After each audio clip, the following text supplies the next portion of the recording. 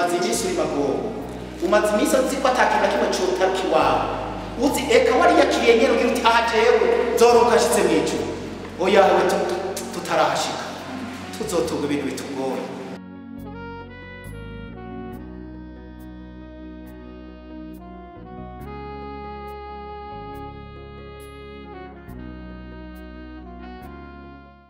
Aya yo mu cete cyandikiwe Abaheburayo igice cya 2 ku murongo wa mbere.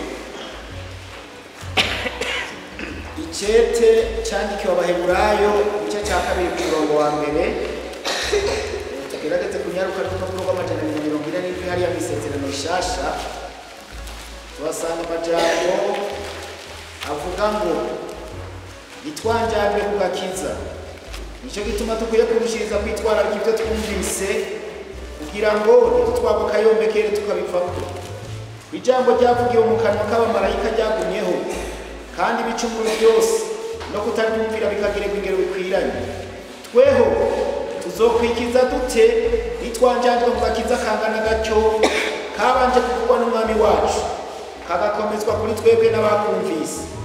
Imana ifatanije nabo bashingira intahe yishingisha ibimenyetso n'ibitangaza nibikomeye uburyo bwinshi n'ingabire za mpemu yera zakabanganijwe nuko yabigombye.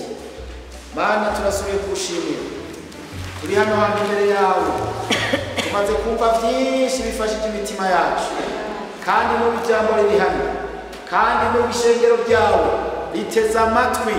Nanje mpagaze hano nk'umukozi w'imburakimazi, ariko nasenze Imana icyo ngo rinkoreshe, hama mpemu yera zikwemeze, mpemu yera zigushika kure, ashike kure muri ishengero, ivy'amashitani bifatwe mpiri, ubushobozi bw'Imana bube hano.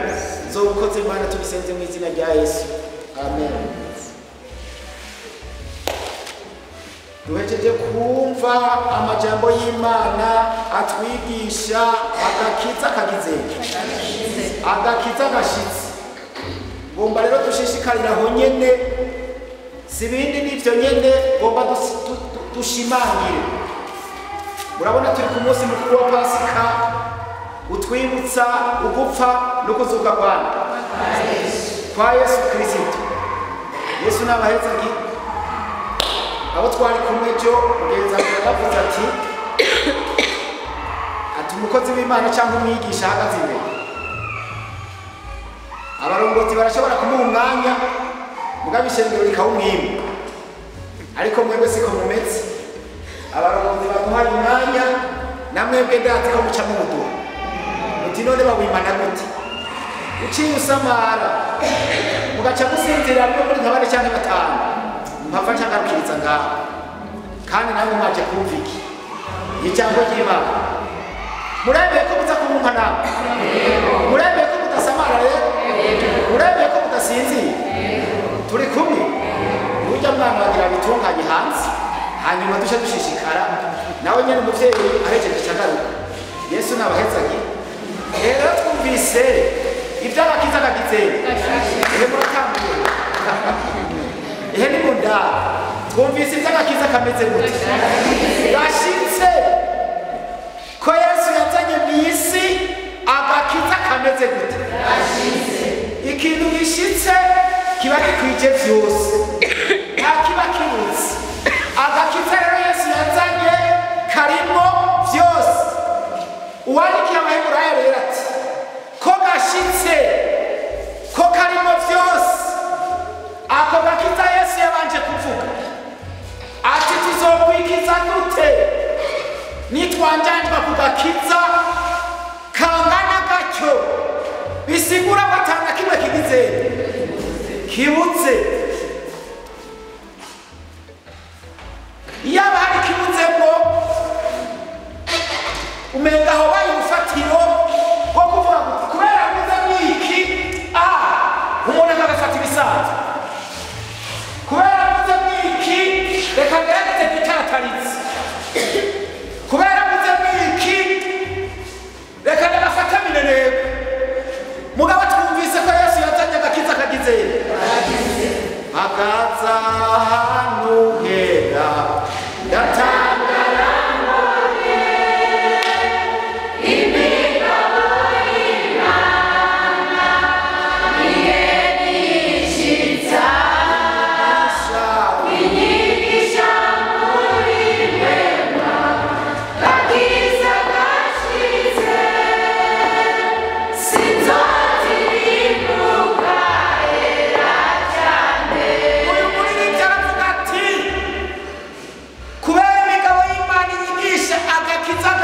gashitse aho hantu niko niyumvira ivy'agakiza gashitse sinzotirimuka ahera hageze ahera cyane.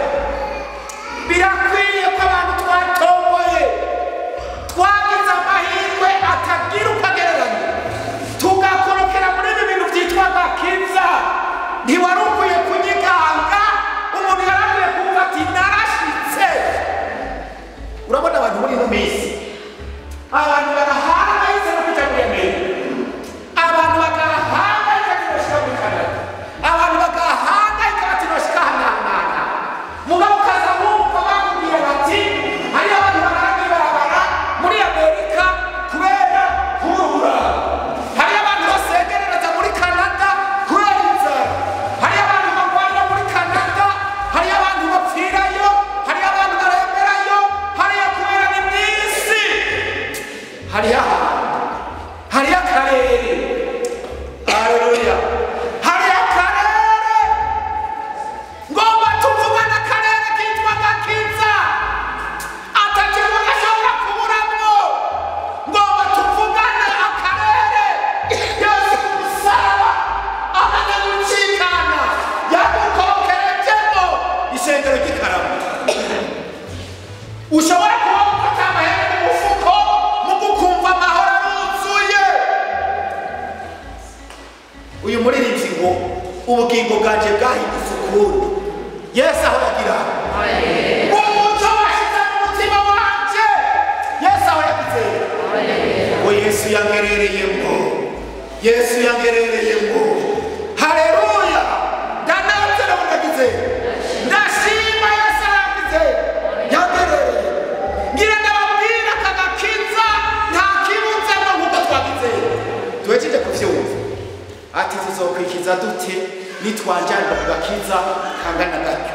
Igituma rero abantu banjanjwa ku gakiza, abantu baguma bumva ko ari bibutsemo, abantu baguma bumva ko Yesu nk'uko twagiye kuvyumva yakoze igice gusa c'ubuzima bwacu, atugira ku musaraba, aduharira ibyaha, ibisigaye bindi tuzimenya.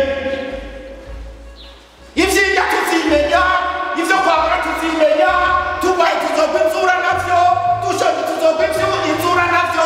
Mugabo suko bimeze.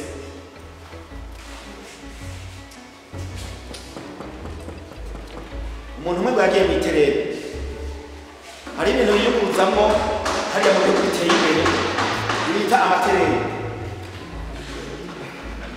Nino biri mu kuza ni ikintu kirekire.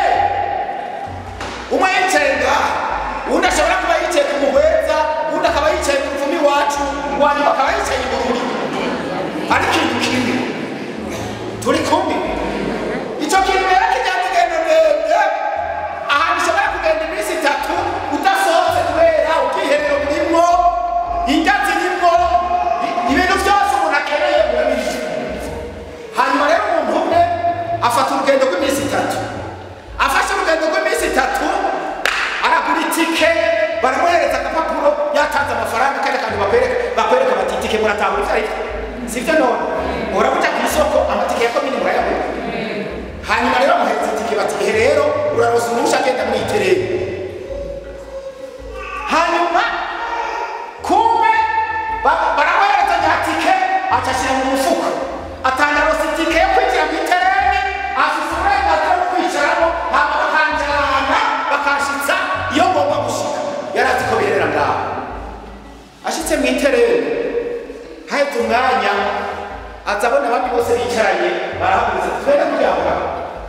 Nawe ati nta mahera afise, aguma yicaye ngaho. Bagenda nkajya baranywa icayi, baraheza bakabinuvura, bashishikara kwicarana nawe, iterere riragenda. Saa sita basuye kuryama, aguma yicaye hahandi. Baragenda bararya, urugendo rurabandanya. Aguma yiyumvira ati hariho udora dukeya natekeye, imodoka ni yesi ika mu mugamba, yaterere yesi ayitiranya n'imodoka. Ati ngira baraza gushikanga bibiri, utanga akagori kokeje kubera ufata n'ubundi kubera ndoya urashikira ugarama hayo za Gitega hariya ugasanga ibigori vyokeje kibarati n'amajana 5 n'igihumbi washika mu muganda ugasanga hari imigwi aguma jana ivyo vyimvi hari abantu bafise ivyimviro mugakiza bitari vyo aguma jana ivyimviro bitari vyo ararindira kuyagarara arabura ku mugoroba basubira kuja kurya aguma ngaho n'umusi wa mbere umunsi wa kabiri baja kunywa icayi saa sita bararya mw'ijoro bararya ahandi arindiye ko ihagarara kabura ikigori kuko yari atakurya k'iwanje nuko nirisota agakura ngaho dukeya ntabona buri kintu hanze muga ntiyarazi kwirya zategekanijwe mw'itereni ibimutunga vyari mw'itereni nawe ati jewe nanje ibintunga nibaza ko biri hanze bene data nta bintu Yesu yategekanije hanze y'agakiza biri ndani mugakiza nico gituma muri ivyo yavuze ngo mugakiza sinzopfa yo hagari ibintu yari yatoye sivyo nimba agakiza ari ngaha gatuma yati aha genda ati ko vyose biri ngaha nzigumirayo hanyuma rero ku munsi wa nyuma baja kunywa icayi mu gatondo saa sita bararya hageze ku mugoroba nyuma agira ngo yereke gusa ndapfuye ari umupfa n'ugupfa aca aragenda arakurikira aca agenda kuwarura ati umvirize nta mahera afise nje kubirya mushake mumbwire uko mugomba n'ubundi nyirapfa ati muta turabitire muziranye ngaho aramwereka ati urabona iki cyari icyayi bari kunywa umunsi wa mbere izi zari za saa sita izi zari zo mw'ijoro ati wone umunsi wa mbere ati umunsi wa kabiri iki cyari icyayi aha zari za saa sita aha nazo zari ngeze ku mugoroba ati uyu munsi wa nyuma iki cyari icyayi cyo mu gatondo aha zari za saa sita hanyuma ibi navyo uje kurya vyari vya nyuma vyawe reka ndakwarurire ubirye n'uburenganzira bwawe nta mahera ndakwawe gabundi napfuye uku iminsi 3 yose nishwe n'inzara muri ya tikene nifise mu mufuko hari kwirya n'amazi abandi bararya barahaga nabyo sonzera ngaha ndafitiye iganiro ku bantu bamerewe nabi mu gakiza ku bantu bamerewe nabi muri Pantekote bazi ko bashyize mu mazi bazi ko bihanye bakabatizwa bazi yuko bati aha jewe wahitwa umunsi umwe ikorane yacu bayitumiye hantu hanyuma rero bati korane kantu akanizi n'ibindi hacaduka nikorasi umuntu hariya ngo kuba muri kano gakiza kuba muri iyi si ngo n'umunangiro dutaje duti oya ujya muntu barakwiye kumusubirako ntiyatahuye neza ntiyasomye neza biragize ati sa ibyo bintu bavuga ko kuba mu gakiza n'umunangiro mbega umupagani yoba yaje gusenga wumva uwo munsi yo kwemera kwinjira mu gakiza ati neza ko ari ibintu by'umunangiro ko ari ubuhera ko ari ibintu by'amagorwa ko ari ibintu byo gutaragatwa by'ukuri ibintu byo mu gakiza yemwe abapfu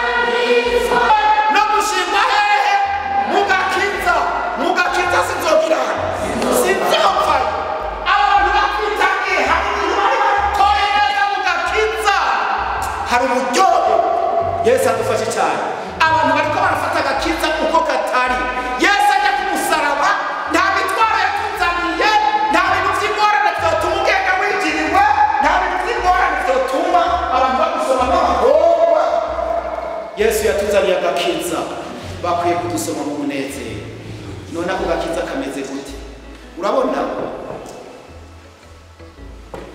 igituma abantu bakanjanjwako ntibazi ikintu kiri ndani nongere ndababwira iyindi nkuru abagabo batatu baragiye guhantura kure. Guhantura muracyumva? Barashonje barakina baravuga ati twopfira hano inzara tugiye guca amahera hariya kure. Babaragiye kirekire bakorera umuntu. Hanyuma rero na muntu bati arageze ko dusubira kutakura imiryango tugatwara utwo twarose tukaraba ko baturura inzara igahera. Wa muntu aratekera ibigani bitatu y'ubwatsi. Ati yewe ndaguhenze irya nawe ndaguhenze irya nawe ndaguhenze irya. Baravyitegereza. Urana ko abarundi bagira umufasiri badashoboka bakubwira. Baragaya barahora. Bararegerera. Barenze ngo ati naho twakabonye umuntu agayana. Arashobora iminsi yose tumukorera imyaka myinshi arashobora kutugaya akatwe ubwatsi shinge.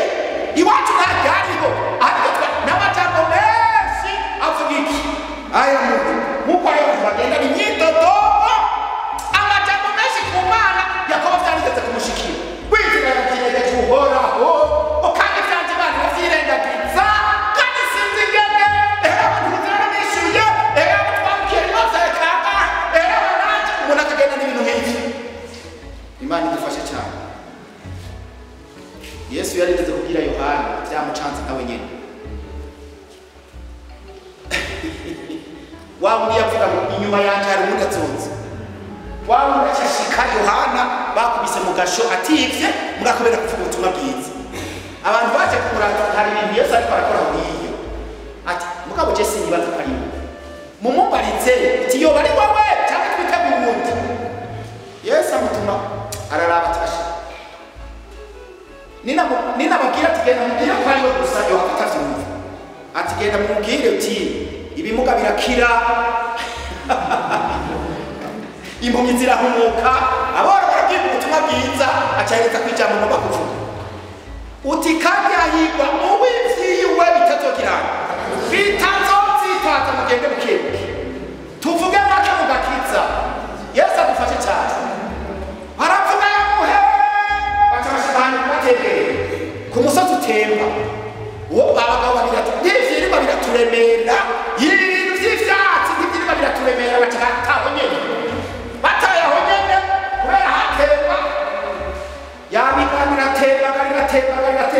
hariho cyo kumwonga uruzi rwari rwinshi ruca rwatwara baritegereza ati genda umugabo umwe ateraga jewe narakoreye nubwo biruka hari igihe noshika ngasanga ivano ririho mu nzu bari bakiye muri nyakatsi none rero reka mfe gutwara ntacu aremera araremerwa aryumva ko aragenda ashize umugore n'abana biteze ishakoshi sibyo none biteze ishakoshi n'ikirimi bazaba umugabo imugana ubwatsi atura ngaho nakunda n'ishwikira ati nukuri narakoreye interanye baduhenze ibi mwihangane ko mumbonye ntacu. Hanyuma rero mukizana mwaki turi kumwe kuko murabizi igihe mwasinye kubana n'abantu samashakoshi n'ikirimo zubwatsi kandi hari igihe wavuze mu mutima n'abatanje kukubaza ngo akenye zomubaho amera ukuntu sibyo none none ngo dukunda dukenye cyane byarahindutse ubakunda bakenye cyangwa bafise hama rero mukenyeza mwakiri hanyuma rero n'aba arara ngaho mukeye mu gatondo yego nyene acasanga ahantu hari fana acaza gutekurura kugira ngo asakare agitekuye gutya ubwatsi bumwe buti ehe ubundi buti ehe asanga mu bitenge by'umugore amafaranga amasukare ibintu byose yari kugura yeheba mahera asanga ibintu umunezero mwica cabanza kwiruka kuja kurondera abagabo babiri ati hemwe wa muganda w'ubwatsi imyaka ahandi yari bikiri yari no vya bindi mwari mukeneye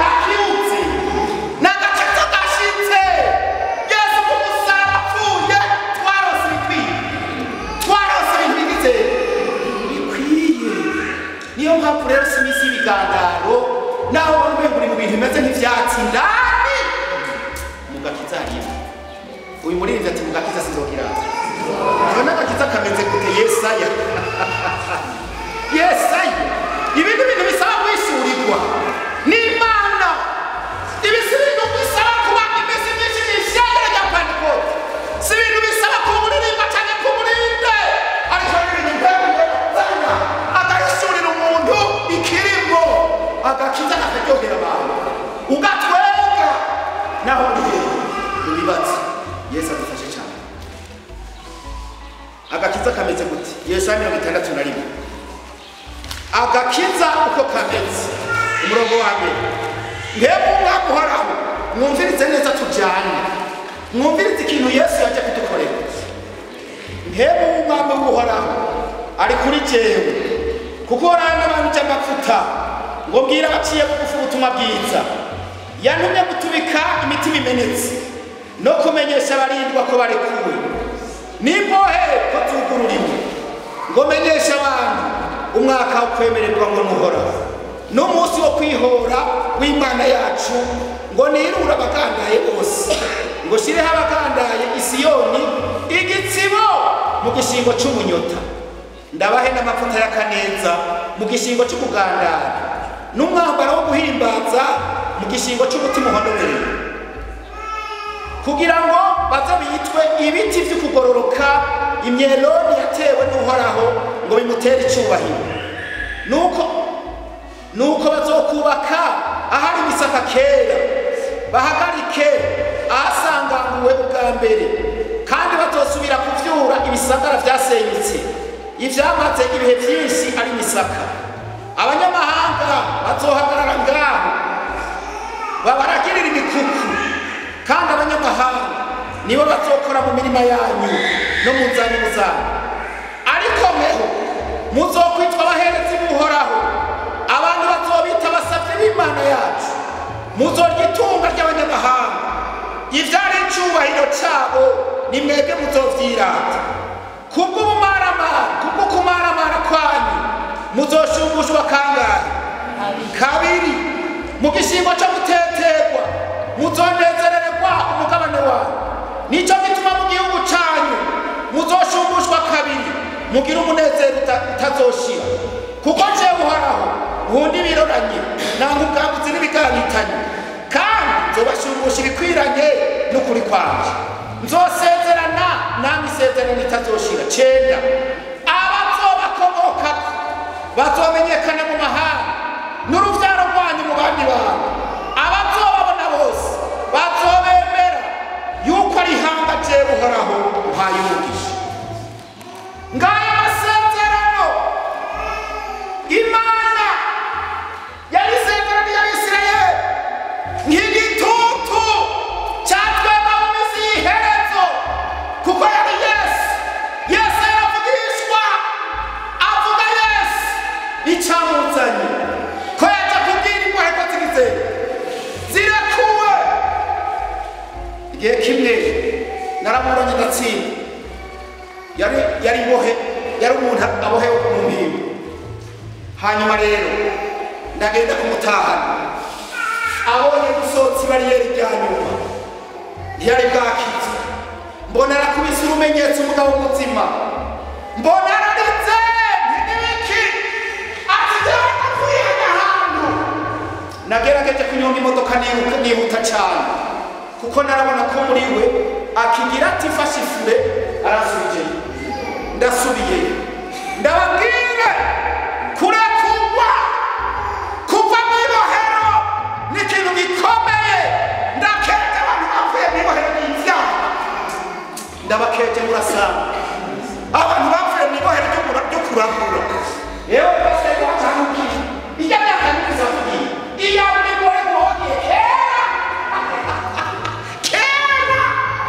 abazi n'umuntu bw'Imana ndagukeje kubavuye mu ibohero n'ibyaha kera ntubivemo warasangutse kuko hari umuntu akivamo ashaje ugasanga ni ingorane ndakeje abapfuye mu ibohero ry'ibyaha ngo naje kubwira abarindwa ko bagize ko barekuwe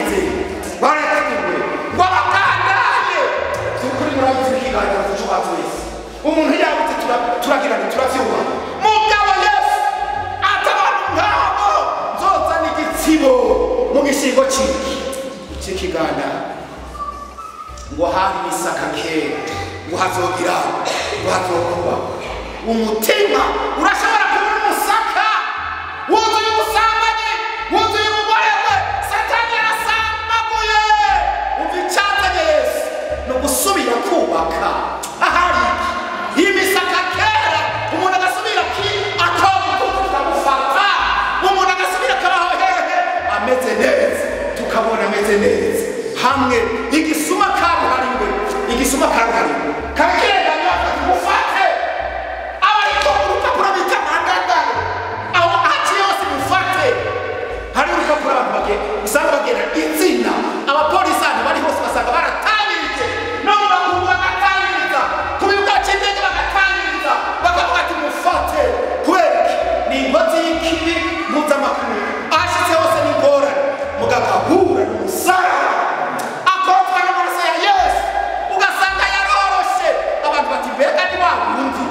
batinurya nyene kubera iki yari umusaka ariko Imana yaragize Yesu yaje kugira ngo irebe ibubake ngo abantu bazobita basavye buhora agakiza gahinduka agahinduka izina rigahinduka Mariya agahinduka umuririmbyi ibyo wanyuze n'uruvyaro rwanyu abantu tuvyabahiriwe umuntu akigijwe neza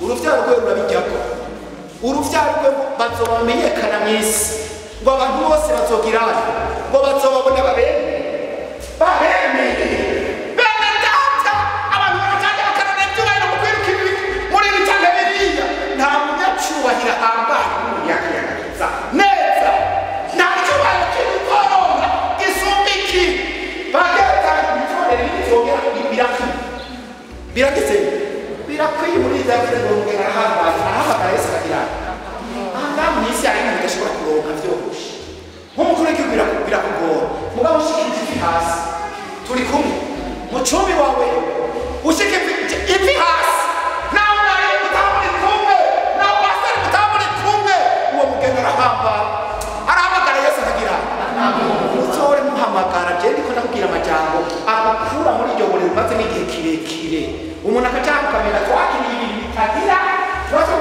ibintu mena nta kiringo ibintu mena ivyatsi mugabo utekuye indani haleluya harimo ibyo dukeneye byose agakiza nuko nyene kameze turi kumwe uti none urabona ako gakiza tumaze kukaronka rero tuguma turaba abantu nabo baragara abantu barasonza abantu barakenza gituma niko navuga ayo majambo ushobora kwibaza uti none cyakintu cyagisota ngaha aho nyemeza ko bijya bintu Yesu nabo nyine yabica hajya mu nyemeza ko vyarimo Yesu 53 subira inyuma gatumira vyarimo cyo gituma mvuze nti tugomba gusimangira neza ayo majambo tujye kumva agakiza gashiritse byose vyarimo umunsi umwe umuhungu wacu yaraje turamutse Bujumbura hanyuma rero barateka indya zirimo n'akanyama kwera umuhungu aragera ahaza ati ni ukuri zana turye mu rubavu kwa Yesu n'indya zarimo aha reka mu rubavu kwa Yesu indya zirimo indya zirageze zijya mu ryanya mu rubavu kwa Yesu turi kumwe none murazoba tubisoma kandi bari cyangwa bari kurusha bazize ibyaha bakoze turi kumwe arasiga urugo runini ahaye amafaranga afite amarundi n'amadolari n'amayero n'iki turi kumwe ntabijye kubera iborera ry'icyaha yagize yashinzwemo mugabo w'abandi bapfa bwaha uhavuga imisoro akajumura akaryushima uti warakoze Yesu murubavuga mugakiza gashitse kumpaye n'akajumura ushima dushima Imana.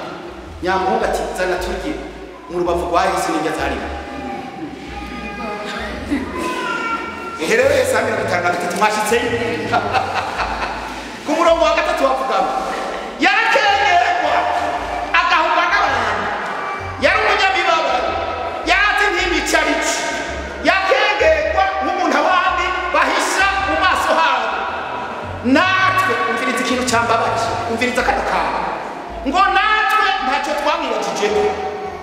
Kane rero nukuri nizacu ntimba yishize. Niyacu imibabaro yikoreye.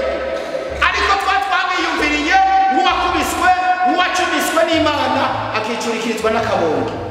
Yama yacumitiwe ivyacu bicumuro. Yajanjaguriwe ivyacu bigabitanye. Igihano kituronkesha amahoro cyabaye kuri we kandi imishishago yiwe niyo idukiza.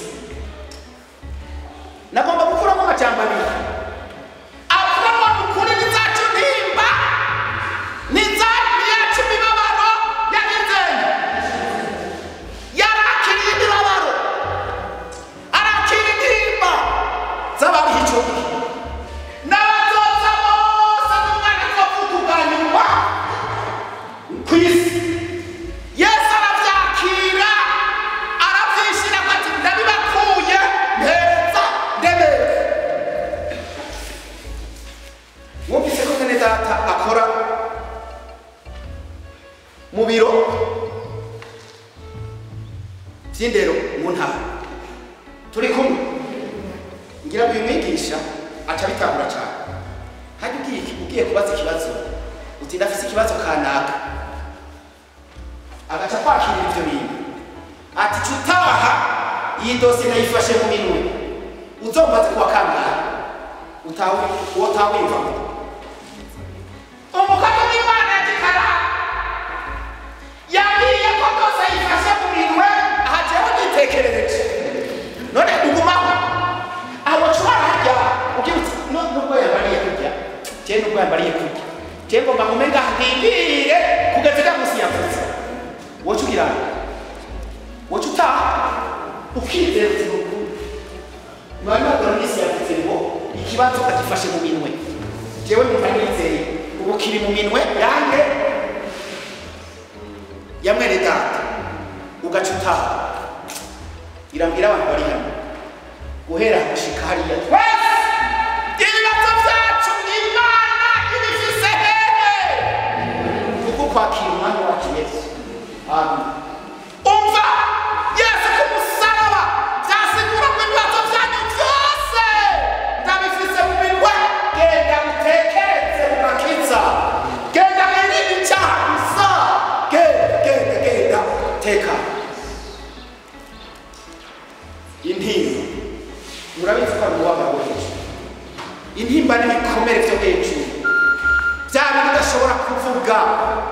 Intimba ni yanyana yarafise ashize mu rusenge atagishobora gupfora basigaye avuga nkuwabonawe asigaye apapimirwa gusa kubera intimba ariko aterwa n'ubugumba na penina. Umuherezi arateba agihange aramutira n'ukorerwa. Intimba ndafitiye ubutumwa abantu bafise intimba ndende vyuzuranye hageze gufukama naho turi gukarira. Hari abantu bafise intimba nagerera kubwire ngo nisubire kuguhangayikisha. Uno musi uza kuntumira nk'uwambaye ishikoti ugira uti Yesu akiri jengeye kuryama. Hari abantu bamaze igihe badasinzira. Hari abantu bamaze igihe bariko bararira kubw'imibabaro itandukanye, kubw'indwara, kubw'ubukene.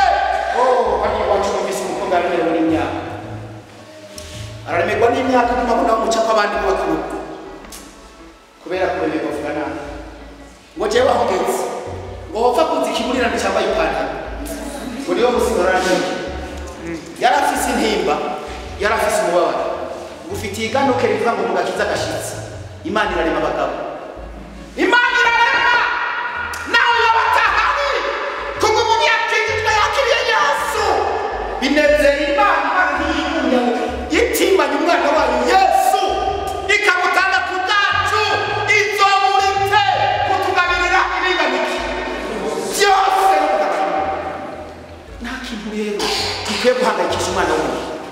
Abantu baraki Yesu na Yesu ahanivyahose abantu barakiriye Yesu kandi abandi n'abakatura tubagenda wari twasenga bagenda nasubira gusimbuka ivyavyizeye mugabo ndi kubera iki tugusengera kubera iyo ndwara bikaba wizeye amaraso wemeye kwaza ibyo bibazo ufise ni kubera ugume kugwizura navyo natuma twasenze ni nayo mpamvu mbere gatakuba yavuze ni ishengero urabona twangiga tuyageze twokwigiza ya tukavuga ati abafise imitwaro kwa kundi nyene baza kwa kundi umunsi ugira kabiri cyo bikora cy'indwi yose ushaka umunsi wa nyuma abantu sinzi rero uwo Yesu bakiriye kandi uyu Yesu yakiriye ingingo z'abantu akakira n'imibabaro yose akayishira ngo mwana kubwira ko duhora mwizera ko hari ibyaha birakwiye ko abantu bizeye kubijyanye n'intimba Yesu abitembagaza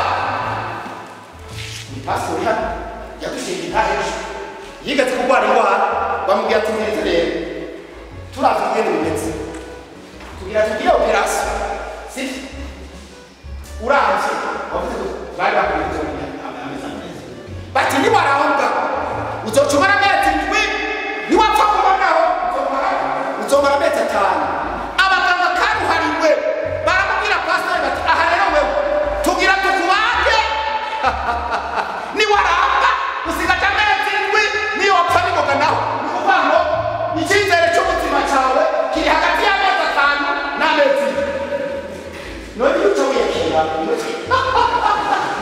ugaca uvyakira ugacuraga ugacutuma abari mumwe mwumva nirishe musengera risengero byababwiye ngo kubera babwiye uko mugabo pasitori aravuga ati naho mwakize mufite nk'abantu hariho Yesu yikoreye intimba zacu yikoreye imibabaro yacu Yesu bavuze kurya ndaguhamagara Yesu ntiyatevye arazi aramubaha hari n'abana aciye imyaka 3 none cyacize hagati y'amezi 5 n'amezi 2 aha wikora kwe guca utofeshe wumva basi nakute mwagize warakomeye haleluya kuko ari Yesu ni zacu ndimba yishitseko ni yacu nibabareke kubigumana urabona ikintu cyabamakeneye Yesu abantu ikintu cyabona cyengiki sikuri ikintu cyabona cyengiki ehera muri murongo hajya ku murongo wa 3 yarakengerwa gahuba n'abantu yakonya bibabaro yarazi nk'imicarico yakengerwa nk'umuntu abandi bahise amaso natwe ntacyo twamwibakije nawaco n'abantu bariko barabiraba urabona twe mwebwe tuvyizera kubera byagize mugabo ko biraba hari abantu bariko babirabiraba baganiriza ngene bamukengereye ngene bose bamuhutse wambona ekanya katabonetse hari abantu barira ukongeze batigeze uturabona amahera aravuga twinshi ndakwibariza ikibazo rero ngo muhagaro ndimwo jeko ndi mushasha nkaba nubatse mfise ibisaba amahera menshi nawe utarubaka atari gusaba amafaranga kubera kujya mu ruhagarara nk'ugoye urati umuntu yambariye ngo berenda ngo wewe ngo uri kumwe n'ikimana kikurebesha ngo nayo jyaho nitenge ngo uzaboneka niruke ngo hajya nzokizwa no kwiba ndabisubiremo abantu bari basabanye urumva ari mu ruhagarara rw'amahera acambwira tumvirize berenda wewe uri kumwe n'ikintu bita ikimana kikurebesha nayo jyaho nitenge uzaboneka niruke hajya nzokizwa no kwiruka nawe uri kumwe n'ikimana kikurebesha umupagani aranyigisha ati burya icyo kimana we wakiriye n'amahera kirayatanga jewe nanjye kubera nitenge uzohondeka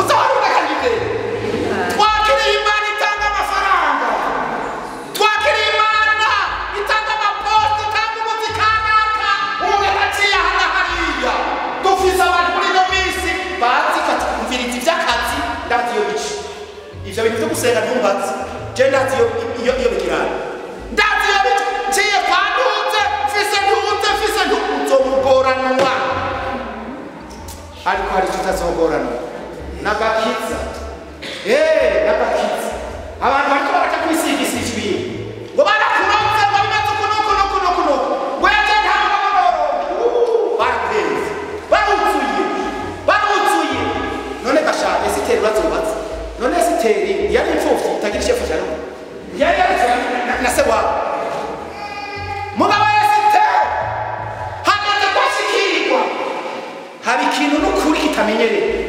abakenyezi ngaha nibaje kibaneze nuko umugabo agira ati amara ndetse umperekeze ujya kukwerekana no kurusa neza woza gutura umutwara ati umugabo yambariye ijambo aho woza kurakora umukozi w'Imana museberera isi umutwaro umugabo wanje yavuze ngo agira yerekane ko nsa neza ameze neza n'umutwaro aragira nawe mwabakenyezi hari icyo muvuga wumva ibiro wumva gushima Imana tudakundwa kaya mu rugo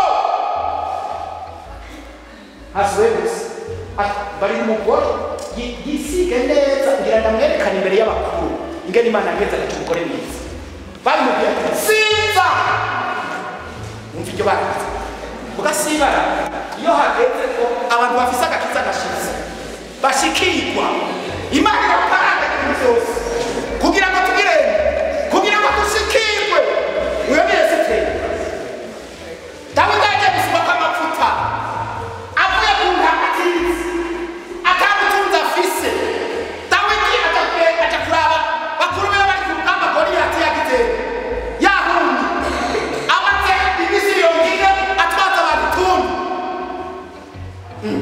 wacara sokoro kariya makora kumwe yahora Dawidi ati mbega uyo ninde ashobora gucokora ingabo z'Imana bati sigaho umwami aha n'umwami yarasinzikaye yavuze ngo wamukura ko uyu muntu ngo yocamushingira umwana w'umukobwa ntari umwana Dawidi ati nikuri genda baye umukwe w'umwami atambana hanze Dawidi muri waki acagenda caramwica none Dawidi ntiyabaye umukwe w'umwami atambana hanze kubera amavuta kubera agakiza gashitse kari muri Dawidi araba umukwe w'umwami atabindi mugabo hadi muhungu arashobora kuja mu ruhagara akavuga genzo cikiza ntayo noronka kandi akibagira ko Yesu yizeye ashobora kugira gutanga amahera y'ingwano hanyuma rero urubanza bakagushingira bikagenda neza Yesu adufashe cyane muriko kumva ko muri Yesu birimo byose mugakiza gashitse murumva ko birimo byose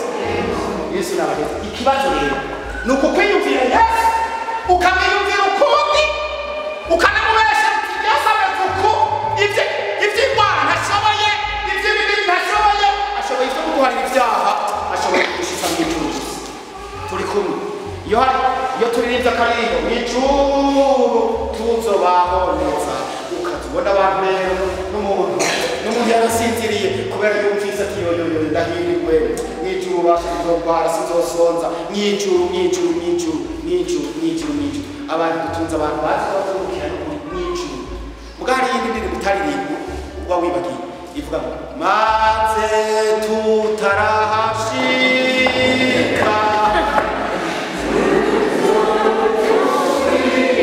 base kuririmba abantu ntibazi ko tutarashikayo dufise isezerano ryo gutunga ibintu bigize bitugoye kuko nizacu ntimba niyacu mibabaro Yesu yagize yishize ku muririmbo zo mw'ijuru none ko dutebeye ngaha mw'isi wumva bizishikira yiga turati urabona ntiturake sinzi ko ari igishambwenge yejo none we ntubona ko ushaje tutarashikayo nta wuzi igihe tuzoginganya none yewe tugange tunagutondere ugahita wambaye bakiye n'ukuri aha reka jewe n'abazobwira bari batiyaguka tubasengere jewe nzoguma nicaye nzoruka nshitse mw'ijuru nicyo ufise kakunanira kurima umwana ajya mu ishure bikanka ko yiga ngo mbere tuzorukira mw'ijuru bikanka ko yiga uwiza ubweteze kozana ngoya ngo ntaciye hana jewe ngo ndabizi uzorukira he uzorukira mw'ijuru ngo butuma sibwo tutarahashika tuzotunga ibimwe bigize niyo mpamvu hava mpakazi umuntu afise intimba kandi Yesu ari hano umuntu aza kuvyizera aratabagwa tutarahashika tuzotuga ibintu bigizeye. Abigalatiya, icete cyandikiwe Abigalatiya, icete cyandikiwe Abigalatiya ni igice ca 3:13 havuga ngo Kristo yaducunguye umuvumo w'ivyagezwe, yacitse ikivume ku bwacu, kuko handitswe ngo azobapfumwe umuntu wese amanitswe ku giti, kugira ngo umugisha wa Aburahamu ushike ku banyamahanga bawuheshejwe na Yesu Kristo, kugira ngo kwizera kuturonkeshe nk'uko twasezeranye. Uwandikira Abagalatiya avuga ati ari ibintu vyaheze, kera twaganzwa n'ivyagezwe navyo vyari mu muvumo.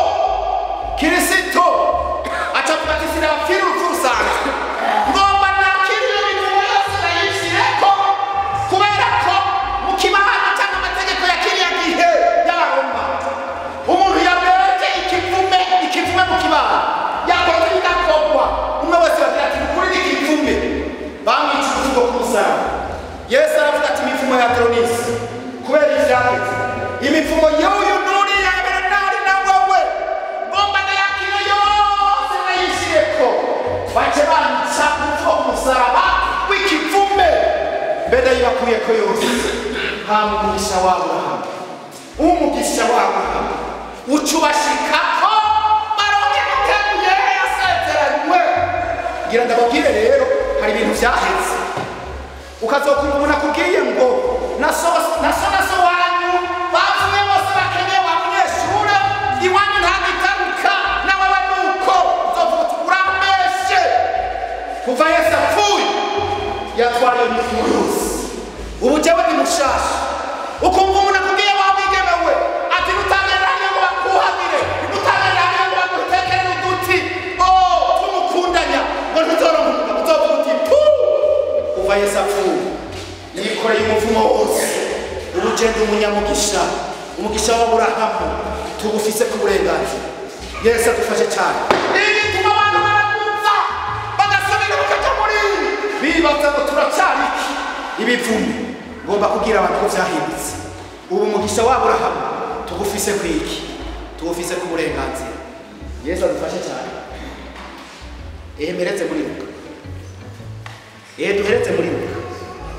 Muri Kristo Yesu yanyagiriye ibintu byinshi kugira ngo umugisha wa Aburahamu umuntu azi neza ati aha jewe iwacu nta kintu gizotaruka, urazobaza Aburahamu ibintu yari afise. Hari Imana ihagurisha ibintu ngo yari afise ibintu n'abantu bazeye bahinga Aburahamu. Ndababwira ikintu kimwe, iyo mvira Aburahamu umunsi umwe yabonye abagabo bahita atabazi, abagabo bahita atabazi baca kwireba, aca niruka ati batumva bicare ngaha munyemerere tubaze Imana. Urabona turagira umunsi tubikokoye tutakunze turahugurira ifanta y'ibihumbi 2 turi kumwe, usanze bihiye ukarya muga bitarasha iyo fanta wayiyoye turashobora gusezera tugenda amahoro. Nawe mwikokoye mukagira mutire kati bacomira umugabo inge ndabwira inzimano y'umuntu atazi kwa Aburahamu. Yari masa inutse yacagenda kugura twumvise babiri amasa inutse urumubaka ngo nifiko ugoretse. Iyo mvire rero nimba Aburahamu ifana y'ibihumbi 2 kuri Aburahamu yari shuri inutse, none niba ushobora kuzimana turi kumwe, ushobora kuzimana ishuri uba yarashizina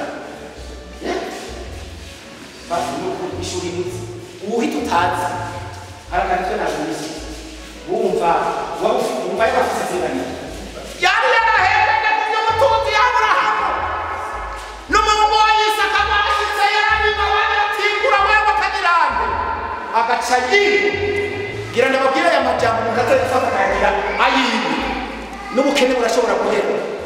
So na so bari batigeze baronka ikintu na kimwe, iwanyu hari tonga tagitaruka mugabo kubera ya majambo yizeye bo burashobora gushika kure bacika umudandaza umasigara yindinde ajya aho itaza Dubai, kuko Imana ntanzi gifise ntacyo bitwara bitunze, ahubwo bicika ibikoresho byo gukoreshereza iki Imana. Narasavye Imana utomba ibifaranga byinshi ku buryo bw'uko hari imitwe kwitwara n'ibintu byo gushimira turi kumwe kuko ufise amafaranga nkayo yo kwa Abrahamu nkagendera ikarabwa ngasanga muri ko murubaka urusengero yaba icyo ngira pasiteri ubwira abakristo uyu mutwaro bakora ibindi ngirira ndetse hasigaye amafaranga angana gati ni miliyoni 50 ejo uzorumika umuntu ejo uzorumika umuntu azagire azayatore kandi bamukireba ngaha bashobora kumenya ko iby'umupfumu byagize twaratwe iby'umugisha wanjye wa Aburahamu uvuka ngaha bikakubako uvuka ikintu bikakubako uvuka ahantu Yesu adufashe cyane data ubu ntakiriho twarigeze kuba dusiriye ndababwira ibintu twapfa ku gatumba k'iwacu nije nabaye wa mbere mu kuja kwiga muri kaminuza abandi bose abari baritse bake baba bari baritse magufiya hanyuma rero ikintu twapfa gira munani wo mwigisha mashuri mato tuvukana abasigaye bose guhera ku wa mbere gushika ku windwi nta numwe yize mu wa mbere kwa data wacu nta numwe yize nta numwe rero kumva ko akantu nakabere nari kagaheretse kabuze bakengera ndambe pakureka azopfa n'ikindi ndashima Imana yapfuye yamaze kurya bikenge kuko nari namwibwira gukura mu rufumu ngenda namushyira mu itongo rimera anikanga ndamushyira mu rupangu rurimo amatara mutama sigara n'umwami yicara gutya hajya mpeje n'akazi i Bujumbura ngaca ngenda tukicarana tugasangire tukazoya gati mwana reka ndagusengerere akasengera nkumva ibiro kagahungu kava hehe hajya mu rufumu kandi niga mu wa gatanu habaye ingorane z'amatongo ibiri no kuvyatunyereka amategeko atari kugira ngo nihore muga nzorengana umuntu nahiromwe arengana ico nk'uko twari turenganije itongo twarimo turi babiri data na data wacu tuza tubona higiyemo uwundi muntu kubera imburamo barigaburamo butatu haheze imisi akwega uwundi barigaburamo kune pasi tuza tubona akarindi bashinze ngaha iruhande y'irembo uwo mugabo nawe yatsinze ari n'amanyama n'akagaye kenshi ukazibona rikoze mu mifuko usohotse ku irembo ngaho ariko ararima ngaho akakwitegereza n'akagaye byari bifatika uno munsi ku rusengero kubera twe turi mu rusengero iyo ngiye kuvuga ubutumwa nkanyonga imodoka y'iwanje barayitegereza bakira ujya n'umuhungu asiga kamera nta n'umwe abitahura ariko hari icyo natahura na bado munini ntarapfa maze bitahura n'ijambo nameze nk'uwubutse na wa muntu yubuka ku itongo umuntu yakumanira kuri gori n'ibiharage akabona arya gusa avuga ati jewe irashitsa ku yindi mpeshyi akibaza ko bigarukira ngaho mugabo umuntu w'ubwenge yubuka ku nzahabu zari indani aca aragenda ashora ibintu byose bene data akagakiza umusinge mu yera yowishuye umuntu ibintu bigegejwemo muraba neza igishengero rya Pentekote muraba neza urabona hari hehe afite k'intambara atari yo kuva ataratahura kiremba agakiza gashitse twubutseko ibirimo ndashima Imana ko harimo abantu batahuye ko bahamagaye Imana rome ibintu by'amahera n'ibindi n'ibi na biriya bidakora kuko mu gakiza gashitse turi kumwe ukabona umuntu arimo agakiza gashitse yatahuye ibintu ujyanye yakubaha wo gutinya ko uyo muntu ivyo wabwiriwe bose birara turi kumwe ahamagaye data kuri bikomeye Yesu nahabwa icubahiro cyane ntibiraba n'ibyo twapfukiye ntibiraba n'umuntu yakunze ntibiraba ntututurabe mu masura ntututurabe ibyo twambaye ntuturabe umuntu yatahuye agakiza gashitse hari ibintu bigegejwe biri ndani ikinyogoto neza nshobora ikinyogoto ukibonye cyitekereje ubona ari abababaki mugabo gikumye yambaye yose acika imyaka ngo kirekura gutya kirekura gutya imbere n'inyuma ntugikome turi kumwe ibintu by'akagakiza gashitse umuntu agira ingorane umudayimoni akoma umuntu yatanguye kandi bakiza agashitsi kuko n'ahantu akomana bikagira bikaza. Yesu nawe ahezagire cyane. Duheze mwashitse muri Luka 23. Luka 23 agakiza agashitsi combi y'Ipasika ikadusigira ibintu twanyatswe, ikadusigira uburenganzira twanyatswe, ikadusigira ibintu yo tumaze imisi twaragize twaranyatswe. Ni mu mbirikira gato umukobwa umwe akoreye umuzungu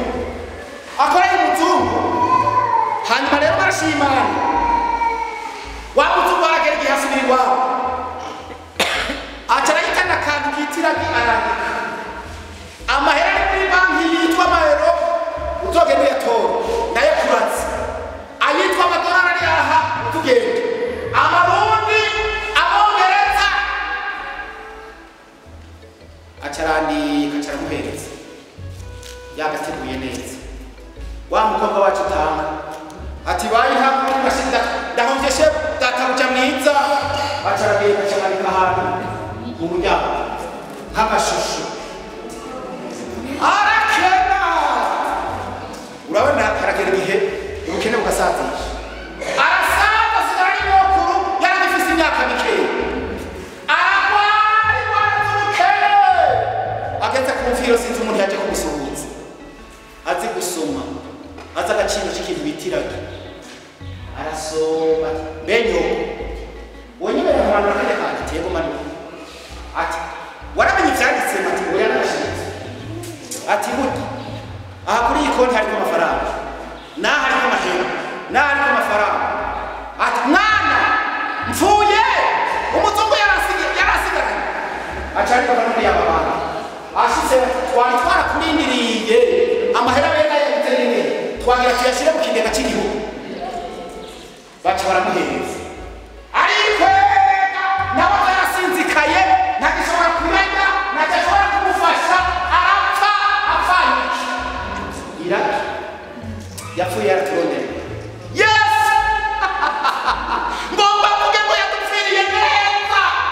Iyo umuvyeyi yapfuye yararondereye abana bavuga ngo bapfiriye gute neza ngira mbere ishengero Yesu yadupfiriye neza yapfuye aturondereye byose nta na kimwe kibuze ariko abantu barabipfa aririmba asenga amaze igihe kirekire mu ishengero umuntu agapfanira ati Yesu yagize yaturondereye. Ni muraba karorero ko yari hafi yiwe mwashitse 23:39 ukwihana kumwe mu bambutse 23:39 umwe mu mbaza z'ibibi babambwe aramutuka ati si we Kristo ni wikizwe natwe dukize ariko akabira mwishura amuhana ati no kubaha Imana ntiyubaha kandi uciye urubanza rumwe n'urwiwe twewe turishi kuko tugiriwe ibihwanye n'ivyo twakoze ariko uyu nta kibi yakoze kandi aravuga ati urahavu uzonyibuke Yesu aho uzozira mu bwami bwawe. Aramwishyura ati ndakubwira ukuri uyu munsi urabana nanje hehe muri paradiso. Nimundabire abantu babiri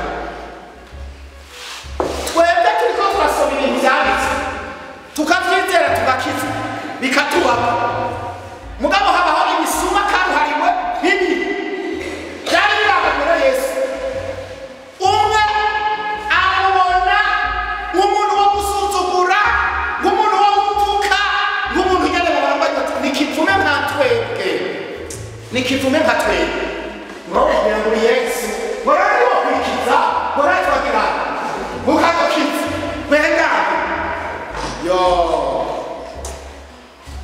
mugenzi we nawe ati ariko none wewe ubahina wewe namo ntubahina kuba umviriza neza atandukanye ibintu twe tuzi ibyaha twakoze twaribye kandi ubundi baduhanye uyu ntacyaha yakoze aca arabona Yesu adufashe cyane aca abona iki ni murasamaye nyirakiza ni murabekeye mwari muri bimuzi ni mu ntabwo tuhetse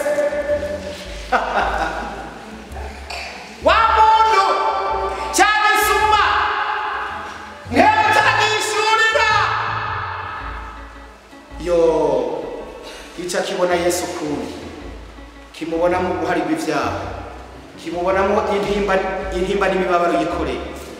Cagisoma giti ewe Yesu, aho uzozira uzohavugira, uzohapfunyibuka, agira amaso abona, ahishurirwa Yesu, ahishurirwa igikorwa ca Yesu, ataravuga ati uzonyibuka, uzozira.